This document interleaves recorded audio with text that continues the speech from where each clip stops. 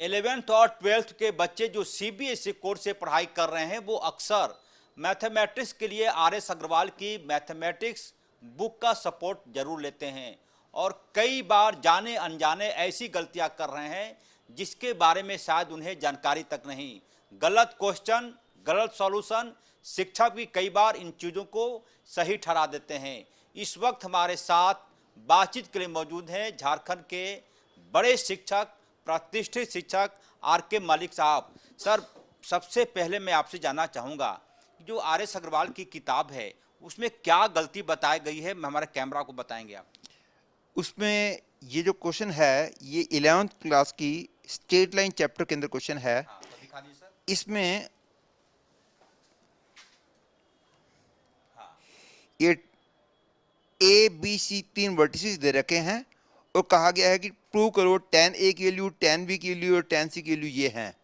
लेकिन tan A की value कह रहे कि 2 हो और tan B की 2/3 और tan C का 4/7 और ऊपर में क्वेश्चन है। हाँ, क्या लिखा है कि इफ ए पॉइंट के वर्टेक्स ए पॉइंट के कोऑर्डिनेट 1 2 हैं, बी पॉइंट के कोऑर्डिनेट -3, 2 हैं, सी पॉइंट के कोऑर्डिनेट 3, -2 हैं। ये तीनों एक ट्रायंगल एबीसी के वर्टिसेस हैं। हमने tan A, tan B और tan C की वैल्यू प्रूव करनी है। 2, 2/3 और 4/7 है। अब मल्लिक सर, इसमें गलती क्या है? गलती ये है कि tan A की वैल्यू -2 है। एक्चुअली tan A की वैल्यू 2 नहीं है, tan A की वैल्यू -2 है। सब लोग इस फॉर्मूले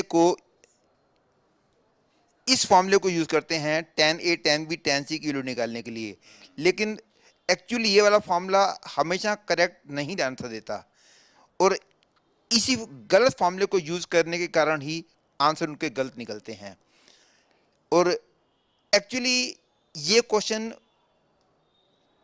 प्रॉपर वे ये है कि इसका 11th क्लास में क्वेश्चन पूछना ही वाजिब नहीं है, क्योंकि 11th क्लास के अंदर बच्चों को केवल यही वाला फॉर्मूला पता है और ये वाले फॉर्मूले से ये वाला क्वेश्चन नहीं किया जा सकता, क्योंकि ये वाले फॉर्मूले से ये वाला क्वेश्चन करेंगे तो आंसर गलत आएगा। जो क्वेश्चन है इफ इफ tan A की वैल्यू 2 प्रूव करनी। ऊपर में क्या बोलेंगे इसको?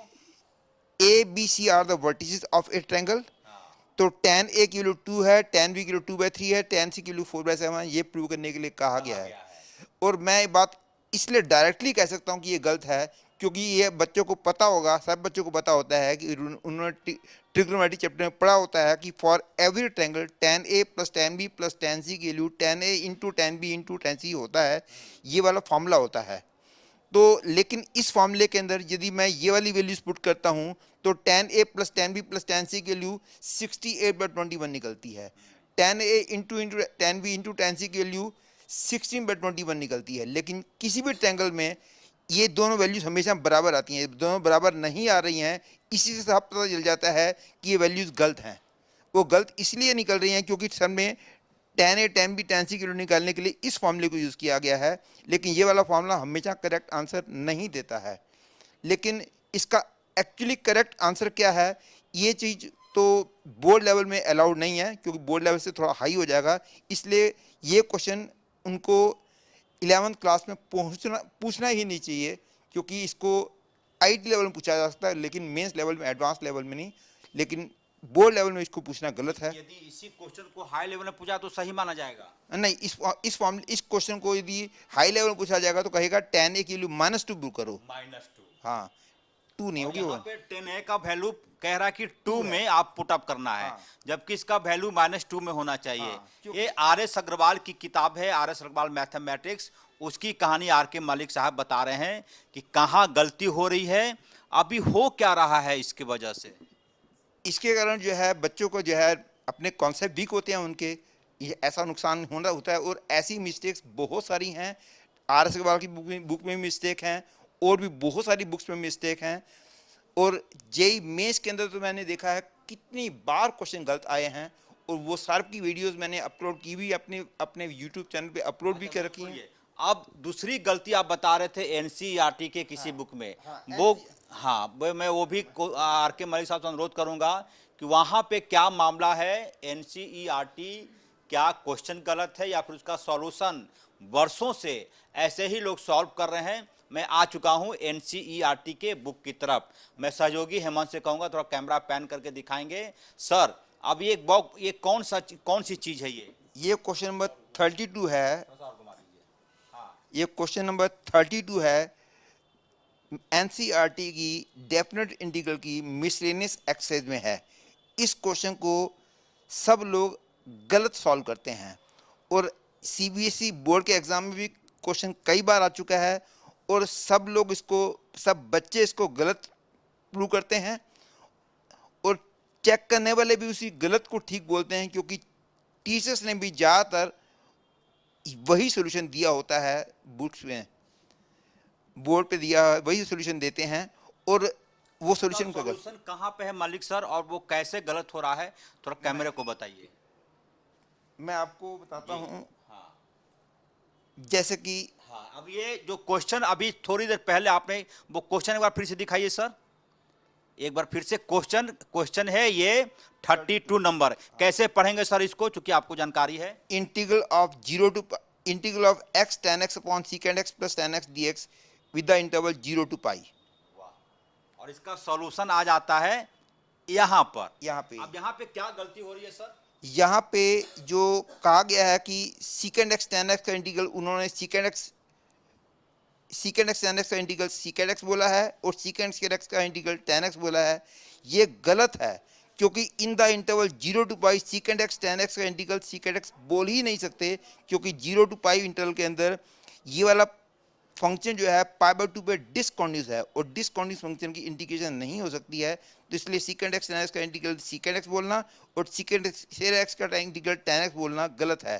लेकिन आंसर इसलिए ठीक आया था क्योंकि दो बार मिस्टेक हुई है, यहाँ पे भी मिस्टेक हुई है और यहाँ पे भी मिस्टेक हुई है। तो दो बार मिस्टेक होने के कारण एक मिस्टेक दूसरी मिस्टेक से कैंसिल हो जाती है और फाइनल आंसर ठीक आ जाता है, लेकिन एक्चुअली ये सॉल्यूशन गलत है। लेकिन सर मलिक सर, ये जो दोनों पोर्शन है, दो पार्ट, हाँ। यदि इसको हटा के सॉल्व किया जाए तो आंसर सही आ जाएगा? नहीं, यदि ये इसको हटा के सॉल्व नहीं किया जा सकता, इसको यदि करना है तो इसको दूसरे तरीके से चलना पड़ेगा, या फिर इसके अंदर ब्रेक करना पड़ेगा 0 to π/2 और π/2 पाई में ब्रेक करके किया जा सकता है, लेकिन वो लेंथी पड़ जाता है, इसलिए बच्चों को तो लिए थोड़ा मुश्किल हो जाएगा।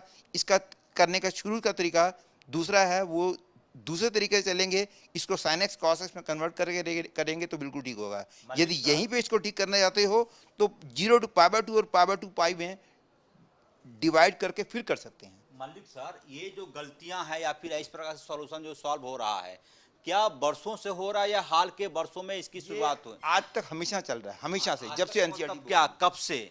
पिछले 20-25 साल से जो है, जब से एनसीईआरटी बुक मिली है और सीबीएसई बोर्ड में कई बार क्वेश्चन आ चुका है ये। सर, तो कभी किसी का ध्यान गया नहीं इस पर, या फिर आपको ही लोग गलत ना ठहरा दें? तो यदि इसके लिए मैं कोई भी यदि मैथमेटिक्स का टीचर होगा वो जानता है कि secant x tan x का इंटीग्रल secant x नहीं बोल सकते, क्योंकि इंटरवल 0 to पाई है, क्योंकि 0 to पाई वाले इंटरवल के अंदर π/2 पे ये वाला फंक्शन डिसकॉन्टिन्यूस है और डिसकॉन्टिन्यूस फंक्शन की डायरेक्ट इंटीग्रेशन पॉसिबल नहीं है। क्योंकि आर.के. मलिक साहब जो बोल रहे हैं वो मैथमेटिक्स की भाषा है, मुझे बहुत जानकारी है नहीं, लेकिन ये बोर्ड की परीक्षा में आ चुका है। हाँ, बहुत बार आ चुका है और सॉल्यूशन भी इसका इसी प्रकार से होता है, ज़्यादातर सब लोग इसी तरीके से सॉल्व करते हैं और नंबर भी आ जाता है। हाँ, नंबर टीचर चेक करने वाले भी गलत को ही ठीक बोलते हैं। सर, तो फिर कौन भगीरथ कौन बनेगा? गलत लिख रहे हैं, गलत वाले भी सही हो जा रहा है, तो किसको इतनी चिंता है कि भाई इसको सही करें? मैंने इसीलिए आपसे बोला था कि यदि ये आप इस बात को पिक्चर में लाओगे तो जो है बच्चों का फायदा होगा। तो आप इसके लिए क्या कर रहे हैं?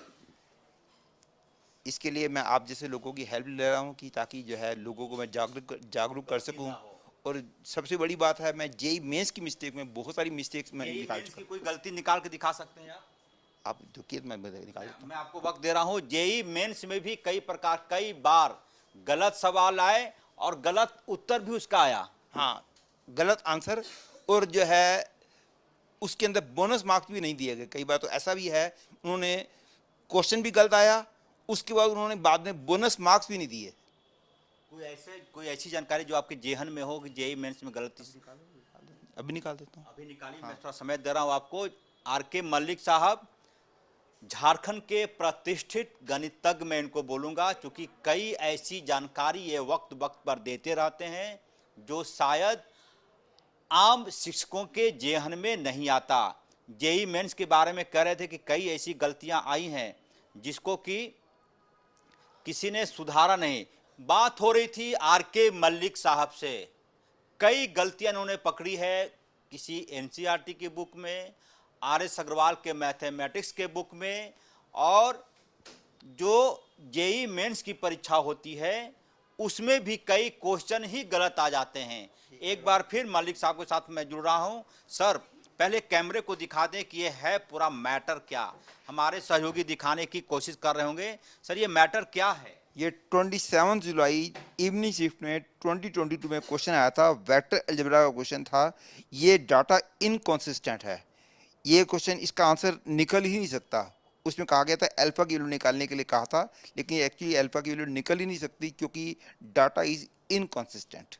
उसको क्या बोलेंगे, मतलब कि अधूरा है, नहीं कि एक बात दूसरी बात से मैच नहीं कर रही मैच है। नहीं कर रहा। हाँ, जो इधर एक बात बोल रहे हो फिर दूसरी बात बोल रहे हो, दोनों बातें आपस में मैच नहीं करती। सर, हाँ, ये क्या है डाटा? सर बताइए, पूरा डाटा है क्या? इसमें कहा गया कि ABC are three non-coplanar vectors such that A cross B is equal to 4C, B cross C is equal to 9A, and C cross A equal to alpha B, where alpha is positive, and mod A plus mod B plus mod C is 1/36. तो alpha की value क्या होगी? हाँ, इसमें क्या गलती है sir? इसमें डाटा इनकॉन्सिस्टेंट है, मतलब कि एक बात दूसरी बात से मैच नहीं कर रही है।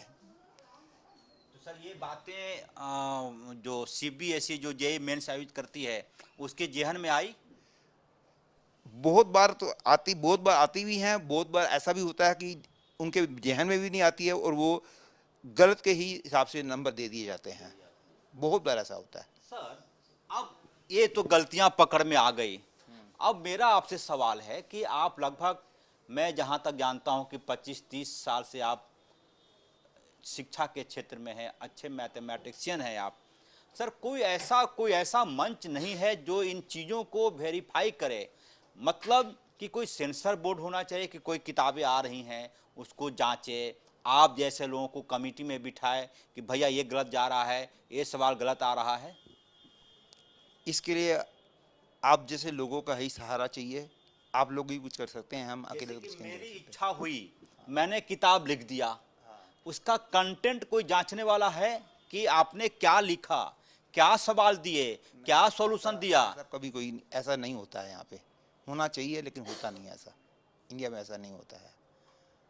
इंडिया में ऐसा नहीं होता है। बहुत गलत लिखते हैं और चलता रहता है। आप तो फॉरेन भी गए हैं कई बार, हाँ, वहाँ क्या व्यवस्था है?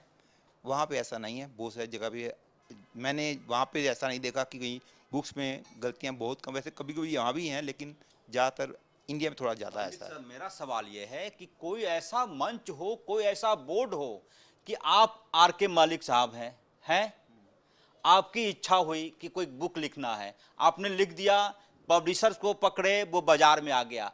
कोई ऐसा मंच जो जांचे कि मलिक साहब ने लिखा क्या है? हाँ, होना चाहिए लेकिन ऐसा है नहीं अभी। ऐसा अभी नहीं है, इंडिया में नहीं है ऐसा। गलत होता है, वो गलत चलता रहता है। नई शिक्षा नीति में भी कोई स्कोप नहीं दिखा आपको? अभी तक तो ऐसा मेरे को दिखाई नहीं दिया है, लेकिन होगा तो पता चल जाएगा मेरे को। आप सब बताइए कि अब होना क्या चाहिए? होना चाहिए, जैसे आपने बोला कि एक ऐसा मंच होना चाहिए जो पहले जांच करे, उसके बाद ही क्वेश्चन मार्केट में आना चाहिए, लेकिन ऐसा है नहीं।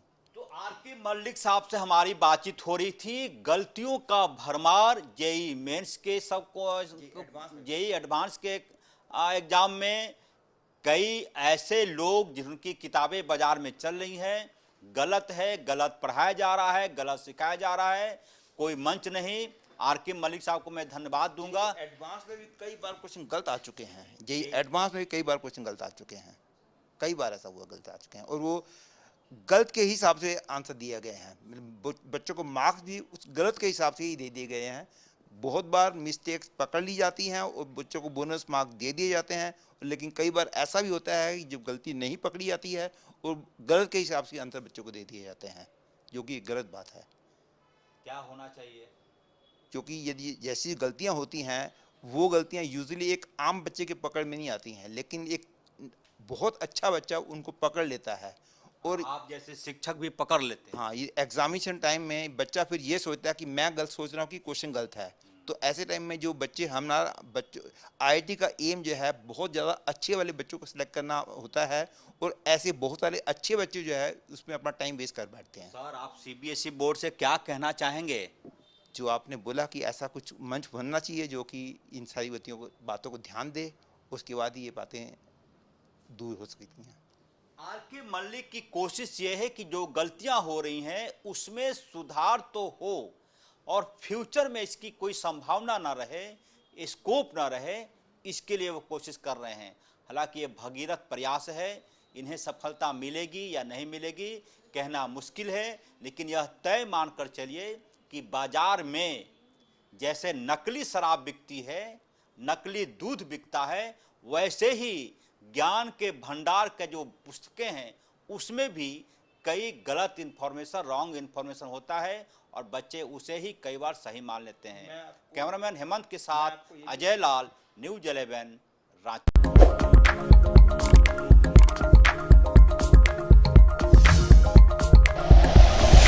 Like and share videos, subscribe करें हमारा चैनल और प्रेस करें बेल आइकॉन। न्यूज़ 11 भारत, सच है तो दिखेगा।